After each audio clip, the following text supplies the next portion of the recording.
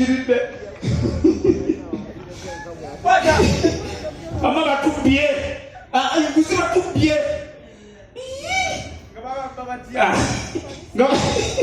batubye waba basebali bagavu batugabagiriza abalanga abasiru twayuka bene lya kono egete twali esonwa limu entondo nyingi bwe kiri mama ayagala omusajja ayagala bene lya kono ninga twatudde wansi netubako ebintu byetulaba biriwo byonna abaana bawumudde bananga abaana batuzimbiridde ewaka naye kati nganze kabakuli gwe bakuzimbiridde nze bakusanyusiza kati golabika owalatwala busomero ddala naye waliwo ekintu kyenalabye kiriwa kyonna basate bannange mwegendereze nnyo amasomero mutwala abaana waliwo amasomero agamu nga go gava mu byokusomesa gakola mukozi katikyo ebagala yesebo bannange waliwo amasomero nga gava mu kusomesa abaana biki bye beetaaga mukimanyi nti waliwo amasomero agamu olulimi olwaffe olwawano olweki nga balufaako olulimi luganda nga olulimi olunyankole olulimi kale olulimi local language yonna nga tebakisomesa basomesa luzungu lwokka yesebo kati omwana ajja tugeze lunaku tuli mu subject ki oba job history muli mu kirasi yesebo nyumira subject ya lugambo y'abantu abamanyi ki y'abantu abamanyi olugambo DJ gweticha ndi mwana njagala mulabe abazadde abatwala abaana mu masomero simanya private school okubasomesa enzungu okay class yesterday we talked about British colonies yes British what British colonies British colonization.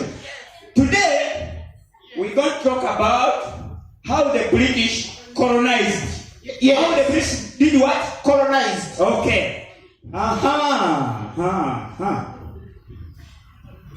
Yuki abana bali bangi mu kirasi kiswale kiswale tuwano bana bangi bonna. Bakiraba bangi mukiraba bangi. Yadolimo kitundu naye. Sekajugo. Tuwe. Sekajugo. Sigamba kose. Sigalawo. Tuwe. Owaina mejawo akulie mabega.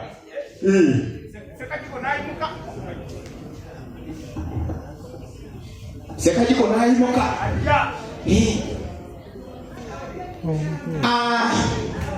Thank you, teacher, for the opportunity you have given me. Today we are in history and I'm going to describe British colony. British colony. Okay. A British colony is just stated according to the Anti-Caste Clause, which was written to the Mexican Constitution of 1917, which led many people to be disadvantaged and fragmentation, and that is the dividing of land into smaller pieces to prevent high population in the community, and that is the total number of people in an area, just to which they also result into migration.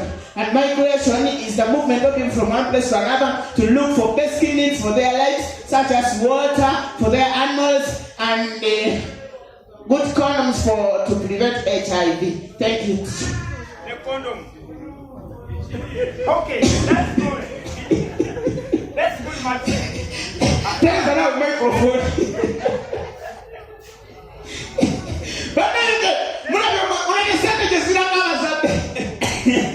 Naye kyakono mu kibadde kijjirawo mwana kaze buzibiso nnyo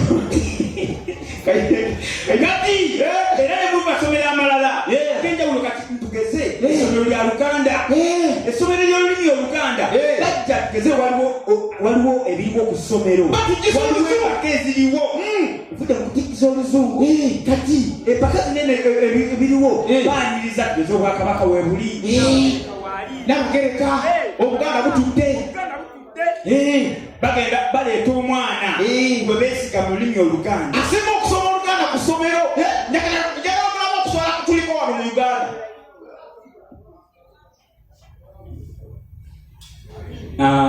Owekitiibwa Nnaabagereka batudde Katikkiro batudde ababaka bonna batudde tubasanyukidde okubalabako bannaaye ekiri kitwale ku Nnaabagereka tasimayiringa nnyo bwatyo mpolampola otudde ne kabaka amayi kuba ekigalo kyakyo kyagaza Katikkiro wuuyo kyayo tetumumanye bonna batudde waayo afaananyi Katikkiro ebyaddala bayita omwana tulina omwana waffe agenda okutwogerera okutulaga Obuganda wano eno abeeko ne byatugamba ery'essomero nyabo jangu obeeko ne byotugamba tomanyira leero ndi mulenzi oli mulenzi akale ssebo jangu tubaniriza nnyo bannyabo ne bassebo amannya gange nze nkooyo ekiramuzaala manya gagaganda bamwesiza asoma Oluganda nga ngenda kubasomera olugendo lw'essomero lyaffe tica jaga olugero lw'essomero lyaffe wajja livudde essomero lyaffe lino lisolobeza abaana abalezi n'abawaka lisomesa essomero lyaffe lisomesa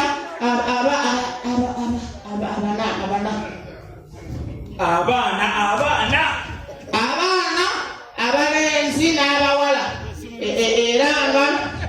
era nga twagala lirwanye nnyo mu kukunanya abaana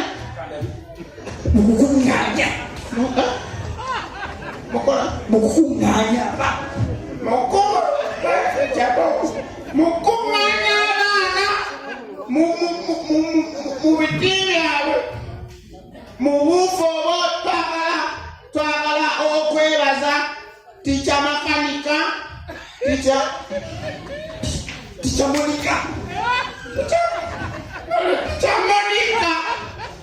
Monica olw'omulimu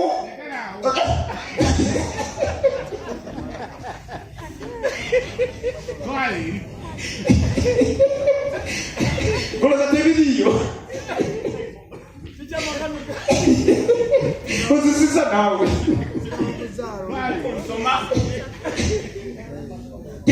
tica Monica olw'omulimu gwakoledde essomero lyaffe tica Monica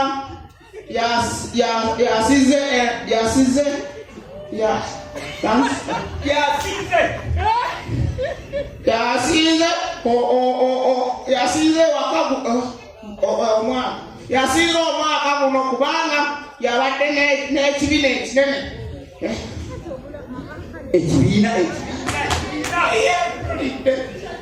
ate nga kyo kyali tekyasimentingibwa nga kirimu enfu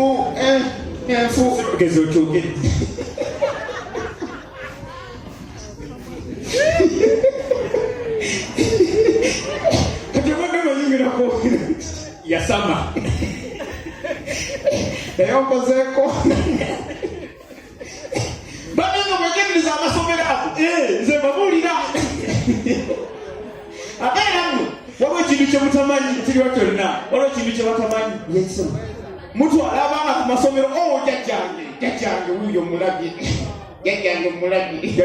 oyo jajjabo baafa bonna ne oyo muzijjira jajja wange oligira giradi kiweewa